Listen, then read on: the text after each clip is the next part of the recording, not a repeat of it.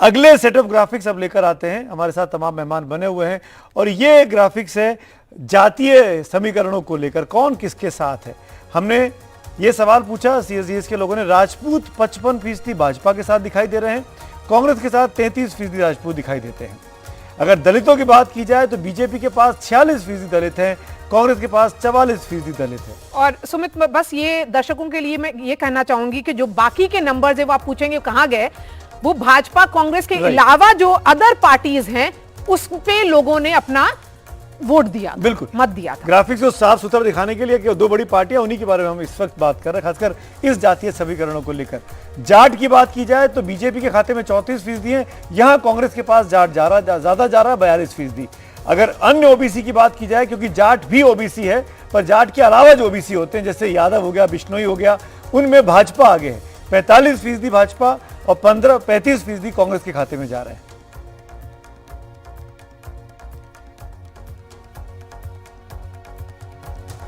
आदिवासियों के बारे में अगर बात की जाती है तो आदिवासी 48% बीजेपी के पास हैं, 36% कांग्रेस के पास है। और आदिवासी जब मैं कहता हूं तो बड़ी इन्फ्लुएंशियल कम्युनिटी है मीणास की, वो राजस्थान में आदिवासियों में गिनी जाती है, वो भाजपा के साथ ज्यादा तौर पर जा रही है। मुस्लिम्स, जैसा कि एंटिसिपेट किया गया, जगह जगह भाजपा के खाते में 9% है, कांग्रेस के पास 86% मुसलमान के परसेंटेज जाते हुए दिखाई देते हैं।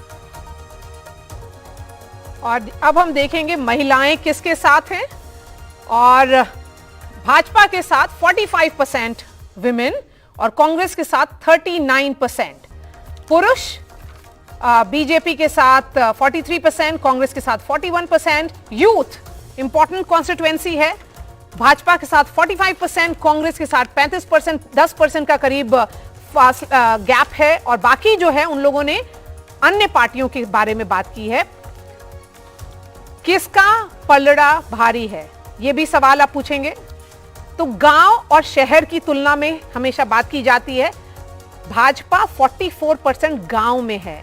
सुमित, ये अहम है क्योंकि भाजपा के बारे में कहा जाता था कि भाजपा शहर की पार्टी है, ये लेकिन ये पुरानी बात थी, 2014 से पहले की भाजपा थी। ये जो नई भाजपा है, मोदी शाह की जो भाजपा है, वो उसका पकड़ गांव में भी उतना ही है जैसा शहर में। आप देख रहे हैं 43% भाजपा को मिल रहा है शहर में, और कांग्रेस का यहां पर बेहतर परफॉर्मेंस है 45%।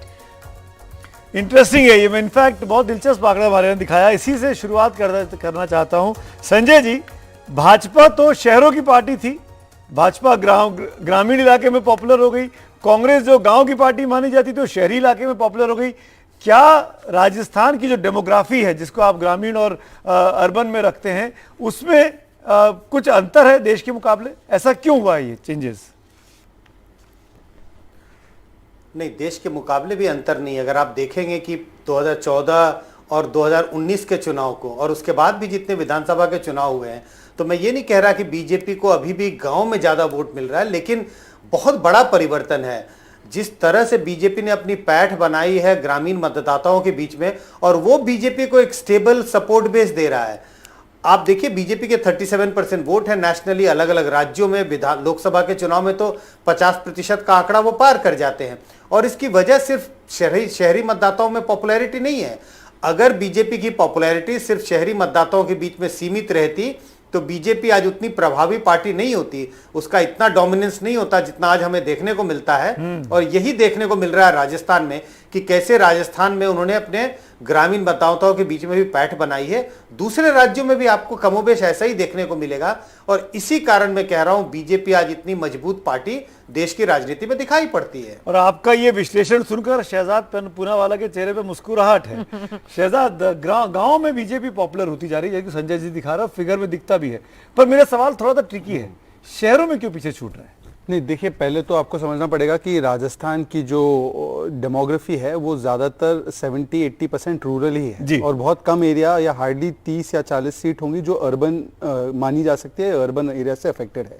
दूसरी बात, निश्चित रूप से अशोक गहलोत जी की सरकार ने विज्ञापनों पर और टीवी के माध्यम से प्रचार प्रसार करने में कोई कसर नहीं छोड़ी है। डिज़ाइन से बहुत सारे बॉक्स में से आइडियाज़ डिज़ाइन करके बाहर निकल के ही आते हैं उनके, और 900,000 करोड़ रुपए उसी में खर्च किया है। उल्टा मोदी जी ने वहाँ पे 3.5 करोड़ खाते खोले हैं, वहां पर किसानों को लगभग 12,900 करोड़ रुपए ट्रांसफर किए हैं किसान सम्मान निधि के माध्यम से। वहां पर 80 से ज्यादा टॉयलेट बने हैं। वहां पर फसल बीमा योजना के माध्यम से 4.5 करोड़ किसानों को वहां पर बीमा मिला है। तो मुझे लगता है कि एक ने तो काम किया है, दूसरे ने केवल वादे किए। मैं उनसे, रोहन जी से पूछना चाहता हूं, आज महिलाओं की सुरक्षा को लेकर जो चिंता है, सबसे ज्यादा असुरक्षित अगर कोई प्रदेश बना है महिला सुरक्षा में तो वो राजस्थान है, नंबर 1 है। भीलवाड़ा में जो घटनाएं होती है, जो प्रतापगढ़ में निर्वस्त कर दी गई, जो घटना करौली की हुई 19 साल की दलित बच्ची के साथ, इसमें एक भी जगह प्रियंका वाड्रा जी जो लड़की हूं लड़ सकती हूं नहीं गई। युवाओं का जो है, युवाओं को जो 17 पेपर में धोखा मिला है वो तो केवल 70 लाख युवाओं को डायरेक्टली अफेक्ट किया, परंतु उनके परिवारजन मिलाकर कम से कम 3 करोड़ लोग उससे डायरेक्टली प्रभावित हुए। इसीलिए युवाओं में जो आपको दिख रहा है 10% का फासला है, वो इसीलिए बना है। हालांकि उनके पास सचिन पायलट जैसा चेहरा है, परंतु वो सचिन पायलट भी बहुत ही इसके खिलाफ है। इंटरेस्टिंग बात आपने की है शहजाद। मैं चाहूंगा रोहन इनका बात का जवाब भी दीजिए। और मैं इसलिए कह रहा हूं कि जिन इंसिडेंट की बात की महिला सुरक्षा को लेकर शहजाद ने, वो सभी ग्रामीण इलाके थे, और ग्रामीण इलाकों में आप कम पॉपुलर है बीजेपी से, क्या यही वजह है? देखिए, मुझे सुमित भाई लगता है कि भाजपा के प्रवक्ता को कभी भी महिला सुरक्षा की बात करने का अधिकार नहीं है। जब से मणिपुर की तस्वीरें पूरे देश ने देखी है, और एक भी उनका नेता, प्रधानमंत्री जी से लेके एक भी नेता उसके ऊपर बोलने को तैयार नहीं। उनको शर्म आनी चाहिए महिला की बात करते हुए भी। उत्तर प्रदेश में हमने उन्नाव देखा, कथुआ देखा, एक भी नेता नहीं बोला, शर्म आनी चाहिए। इसमें तो भाजपा ही पाए जाते हैं, उनको क्या अधिकार? बात राजस्थान की हो रही है रोहन, प्रदेश होता है, रोहन कोई भी प्रदेश बात होता है। राजस्थान की हो रही है, खत्म कर दूं, उन्होंने राजस्थान की घटना है कि नहीं? मैं मेरी बात को खत्म कर। मैं हमेशा ये कहता हूं, कभी भी महिला उत्पीड़न की कोई भी राज्यों में घटना हो, कोई भी राज्य की सरकार है, उसके ऊपर एक्शन लेना चाहिए। एकमात्र सरकार इमीडिएट एक्शन लिया गया, कभी एक दिन भी किसी को छोड़ा नहीं गया। और इनकी सरकार एक्शन लेना तो भूल जाइए, जो कल्प्रिट पाए जाते हैं वो भी भाजपा ही निकलते हैं। ये लोग एक्शन क्या लेंगे? इनको तो बोलने का अधिकार नहीं है। दूसरी बात सुमित भाई, मैं आपको एक बड़ी चीज कहना चाहूंगा, जो 500 रुपए में गैस सिलेंडर का जो तोहफा राजस्थान की जनता को कांग्रेस पार्टी ने दिया है, उसका महिलाओं पर जो असर होगा वो आने वाले चुनावों में आप देखेंगे। जो 25 लाख के स्वास्थ्य बीमा का जो पूरा योजना सक्सेसफुल पूरे राज्य में हुई है, उसका असर आपको दिखेगा। जितनी भी योजना है, एकमात्र सरकार है सुमित भाई, 87% वादे जो लास्ट मैनिफेस्टो है उसको पूरा किया, बाकायदा उसका एक डॉक्यूमेंट। इनफैक्ट मैं बीच में बोल रहा हूँ, हमारा व्हाइट पेपर, आखिरी सेट ऑफ ग्राफिक्स जो आएगा ना हमारे डिस्कशन में, वो यही स्कीम्स को लेकर है। सेंट्रल सुमित जी, क्योंकि महिलाओं के विषय में बात की है, शांति धारीवाल ने कहा था मर्दों का प्रदेश है, बलात्कार होते रहेंगे। राजेंद्र गुड़ा ने जब महिलाओं के विषय में बोलने की कोशिश की तो उनको निकाल दिया गया मंत्री पद से। और दिव्या मदेरणा इनकी विधायक है, उन्होंने कहा महेश जोशी के बेटे पर जो बलात्कार के आरोप है उस पर केस नहीं मणिपुर में भी तो जवाहरलाल मीणा के बेटे पर केस नहीं हुआ, कोर्ट को करना पड़ा। देखिए रोहन जी, आपके बीच में बोलने की जो प्रवृत्ति है, आपके बोलने की बीच में प्रवृत्ति है, इससे पता चल रहा है एक तो यह है कि वो राजस्थान के मुद्दों से अविज्ञ है, इसलिए मणिपुर चले जाते हैं। राजस्थान की जनता की चिंता नहीं। देखिए सुमित जी, मेरा समय बर्बाद कर रहे हैं, वो बीच में बोलने जा रहे हैं। मुझे नहीं, चलिए नहीं, मेरी बात पूरी होगी ना, मेरी बात पूरी होगी।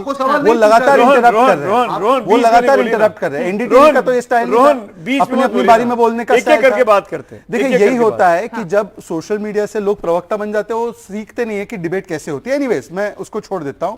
मुझे बताइए कि आपके कल बड़े नेता खिलाड़ी लाल जो है निकल के आ गए, और वो बैरवा वो बोलते हैं कि दलितों के ऊपर अत्याचार हो रहा है। उन्होंने रेजिग्नेशन दे दिया और उन्होंने कहा कि दलितों पर अत्याचार हो रहा है। ये क्या बीजेपी ने करवाया? ये खुद आपके नेता है। दूसरी बात बताइए मुझे कि किस प्रकार से, चाहे वो राजस्थान की घटनाएं हो जिसपे कि दिव्या मदेरणा ने बोला, राजेंद्र गुड़ा ने बोला, उस पर जिस प्रकार से शांतिलाल धारीवाल ने बोला, तो ये सारे नेता आपके हैं। अशोक गहलोत कहते हैं कि ज्यादातर बलात्कार के मामले फेक है। तो इस प्रकार के बयान कहां से आए? हाँ, अविनाश कल्ला, अगर हम महिला फैक्टर की बात करें तो ये क्लियरली दिख रहा है कि महिला मतदाता 2.52 करोड़ हैं out of the total population of 5.26 crore. उसमें महिला मतदाता का प्रतिशत बढ़ा है 2013 के चुनाव में, 2018 के चुनाव में, मेन के कंपैरिजन में। और आप अगर ये डेटा देखें जिसमें साफ तौर पे दिख रहा है कि अगर वो लाभार्थी हैं, दोनों तरफ से लाभार्थी हैं, क्योंकि उनको सेंटर की स्कीम्स भी मिल रही है और स्टेट ने भी बहुत सारा प्रोमिसेस किया है, तो महिला क्या इस बार एक नया ट्रेंड दिखेगा राजस्थान में, एक कास्ट न्यूट्रल कॉन्स्टिट्यूएंसी की तरह इमर्ज कर सकती हैं बस इस बेसिस पर कि वो महिला हैं? देखिए, डेटा यही दिखा रहा है कि बहुत क्लोज कंटेस्ट रहेगा, और मुझे लगता है कि इस बार दोनों, चाहे वो केंद्र की सरकार हो या वो राज्य की सरकार हो, उन्होंने फोकस किया है इस कॉन्स्टिट्यूएंसी पे। क्योंकि जिसपे इतना ज्यादा फोकस नहीं जाता। राज्य सरकार ने तो स्कीमों की झड़ी लगा दी है। उनकी 7 गारंटी में से सबसे पहली गारंटी ये है कि हम घर की सबसे बुजुर्ग महिला को 10,000 रुपए की गारंटी एनुअली देंगे। तो दोनों लोग फोकस कर रहे हैं महिला वोटर पे, कौन उनको साथ पाता है ये बड़ा प्रश्न होगा, और ये एक कास्ट न्यूट्रल कॉन्स्टिट्यूएंसी हो सकती है। तो बिल्कुल। हाँ, तो क्या वो बिहार, उड़ीसा, तमिलनाडु की तरह एक नया ट्रेंड दिखेगा? नीरजा, सवाल आपसे है, दोनों तरफ महिलाएं लाभार्थी हैं, लेकिन फैक्टर ये है कि जैसे बाकी स्टेट्स में विमेन एक पूरे हाउस होल्ड का, पूरे अपनी फैमिली का मत डिसाइड करने लगी हैं, क्या वो बस इस बार राजस्थान के चुनाव में अपना मत डिसाइड करेंगी या पूरी फैमिली, पूरे परिवार का करेंगी? मुझे लगता है महिला 2-3 चीजों से प्रभावित हुई है। उनके लिए जो हाथ में आया है ना स्कीम्स की वजह से, जो लाभार्थी की हम बात कर रहे हैं, वो बहुत मैटर करता है। ये जो हेल्थ स्कीम है, हॉस्पिटल की स्कीम है, उसमें बहुत लोगों ने जिक्र किया है। और ये भी है कि ये क्रिटिसिज्म होता है कि 25 लाख नहीं मिले हैं, तो डॉक्टर्स भी बोलते हैं 25 लाख नहीं मिले तो 7-8-9 लाख तो मिले हैं मोस्ट केसेस में। और गरीब लोगों को, गरीब महिला को, गरीब परिवार के लोगों को मिले हैं। उसका असर महिला पे हुआ है, और गैस सिलेंडर का असर भी महिला पे हुआ है। अब क्या महिला सिर्फ इन चीजों को रख के एक वोट बैंक की तरह करेंगी? मैं नहीं मानती। मुझे लगता है कि और भी फैक्टर्स आएंगे, क्योंकि अगर बदलाव की चाह है इस बार तो वो बदलाव की चाह महिला में भी होगी। और बहुत लोगों ने ये भी कहा है कि वसुंधरा राजे सिंधिया को अगर ठीक ठाक कर लेती है भाजपा, तो उसके चांस जीतने के बढ़ जाएंगे। तो लगता है वसुंधरा राजे सिंधिया को टिकट देके उन्होंने कुछ तो ठीक ठाक कर दिया है। नीरजा जी, उस पे आऊंगा। अभी हम लोग ब्रेक के जब उस पार लौटेंगे ना, तो हम सीएम के चेहरों पर बात करेंगे, और दर्शकों से भी मेरी अपील है कि हमारे साथ बने रहें। लेकिन नीरजा जी, एक सवाल मैं आपसे जरूर पूछना चाहूंगा। अभी जो हमने सेट ऑफ ग्राफिक्स दिखाया, इसमें 2-3 चीजें जो मुझे अंडरलाइन करनी है। बीजेपी के पास राजपूत ज्यादा जा रहे हैं, 55%, कांग्रेस के पास 33%। आदिवासी की बात करें तो 48% बीजेपी के पास, 36% कांग्रेस के पास। अगर हम महिला की बेस, आपने बात की महिला में बीजेपी की लोकप्रियता ज्यादा है, यूथ भी 45% बीजेपी के पास ज्यादा जा रहा है। तो जातियों के बीच में, और अगर आप जेंडर की बात करें उसके बीच में बीजेपी का एज है। तो आप जो शुरू में बात कह रही थी, क्या हवा उसी तरफ जा रही है? ये मेरा मानना है कि टक्कर वाली स्थिति होगी, वॉश आउट की स्थिति नहीं होगी कांग्रेस के लिए, जो कि 6-8 महीने पहले, 6-8 नहीं 1 साल पहले की थी। इस बार टक्कर की स्थिति होगी, लेकिन बढ़त मुझे भी लगता है कि भाजपा की है राजस्थान में। ऑल राइट, सो इसी बात पे नीरजा जी हम लोग एक छोटा सा ब्रेक लेंगे, और बहुत सारे इंटरेस्टिंग डेटा पॉइंट्स अभी आपको और मिलेंगे। सीएम का चेहरा कौन सबसे होगा, अहम है, और भाजपा में सबसे बड़ा चेहरा कौन है? बीजेपी ने किसी को प्रोजेक्ट नहीं किया है, मोदी के नाम पर चुनाव लड़ रही, लेकिन एक व्यक्ति अपने आप लोकप्रिय है वहां पर। लेकिन पता, मैं आपको बता दूं, राजस्थान में अशोक गहलोत भी हाँ, वो भी नहीं है, कांग्रेस भी नहीं, ना छत्तीसगढ़ में, और मध्य प्रदेश में जहां सरकार नहीं है, वहां पर कमलनाथ को डिक्लेयर करके बोलने वाला था, बैंकर बन जाते हैं। मैं ये कह रहा हूं कि कांग्रेस को तो अपनी सरकार पर इतना भी भरोसा नहीं कि जहां मुख्यमंत्री है उनको डिक्लेयर कर दे, और शायद राहुल गांधी ने मना किया होगा। लेकिन इंटरेस्टिंग ये है सुमित, और यही सवाल मेरा रहेगा संजय कुमार जी से भी, कि ये एक ऐसा स्टेट है जहां पर वसुंधरा राजे एक बहुत ही इंपॉर्टेंट, इंपैक्टफुल लीडर रही हैं, और भाजपा में एज अ पॉलिटिकल पार्टी भी बहुत ही उन्होंने पावरफुल अपना इन्फ्लुएंशियल लीडरशिप रहा है, लेकिन फिर भी वुमेन एज अ कॉन्स्टिट्यूएंसी नहीं रही। ये तो आयरनी है स्टेट की। बिल्कुल, मेल डोमिनेटेड सोसाइटी है ना, इसलिए। हाँ। खैर, लौट के आते हैं ब्रेक के बाद, लेकिन अगले सेट ऑफ ग्राफिक्स में बात करेंगे सीएम का सबसे पॉपुलर चेहरा कौन है, क्यों है, और क्यों दूसरा व्यक्ति उससे आगे निकलता दिखाई दे रहा है। ब्रेक के उस पार बने रहिए एनडीटीवी इंडिया के साथ।